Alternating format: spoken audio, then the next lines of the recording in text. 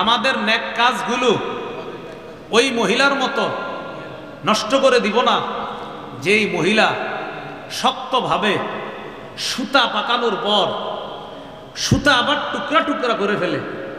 ওই মহিলার মতো আমরা আমাদের ইবাদতগুলা নষ্ট করব না। একজন মহিলা কষ্ট করে সুতা পাকাইছে, পাকানোর পর সুতা আবার টুকরা টুকরা করছে, তো কষ্ট করে পাকাইলেন কেন?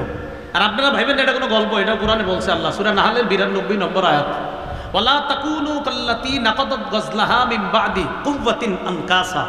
তোমরা ওই নারীর মতো হয়ো না যেই নারী শক্তভাবে সুতা পাকানোর পর ওই সুতা আবার টুকরা টুকরা করে ফেলে, ওই নারীর মতো তোমরা হয়ো না। মানে ইবাদত কষ্ট করে করার পর ইবাদতগুলা নষ্ট করে দিও না। সূরা মুহাম্মদের 33 নম্বর আয়াত 26 পারা 9 নম্বর পৃষ্ঠা হাফিজে কোরআন মাজিদ অনুযায়ী আল্লাহ বলেন, ইয়া আইয়ুহাল্লাযীনা আমানু, হে ঈমানদারগণ, আতিউল্লাহ, আল্লাহর আনুগত্য করো, ওয়া আতিউর রাসূল, রাসূলের আনুগত্য করো, ওয়ালা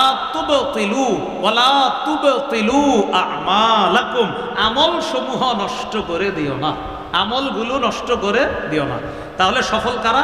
ইন্নাল্লাযীনা আমানু, যারা ঈমান আনে, ওয়া আমিলুস সলিহাত, যারা নেক কাজ করে। তারা কারা? আল্লাহ বলেন, উলাইকা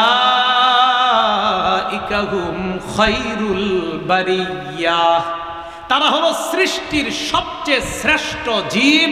আমি তাদেরকে কি দিব?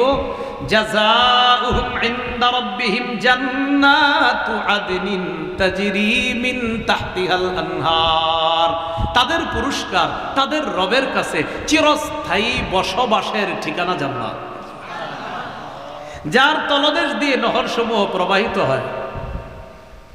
খালিদিনা ফিহা আবাদা, সেথায় যারা চিরস্থায়ীভাবে থাকবে। আচ্ছা, জান্নাতে গেলে কি থাকবে বলেন তো? চিরস্থায়ী। একটু সূরা কাহাফ আপনার 108 নম্বর আয়াত, ইন্নাল্লাযীনা আমানু ওয়া আমিলুস সলিহাত কানাত লাহুম জান্নাতুল ফিরদাউসি নুজুলা। হাফিজি কোরআন মাজিদ 16-12 3 নম্বর পৃষ্ঠা একদম দেখবেন শেষের দিকে। যে ঈমান আনে, নেক কাজ করে, তার জন্য রয়েছে মেহমানখানা স্বরূপ জান্নাতুল ফিরদাউস।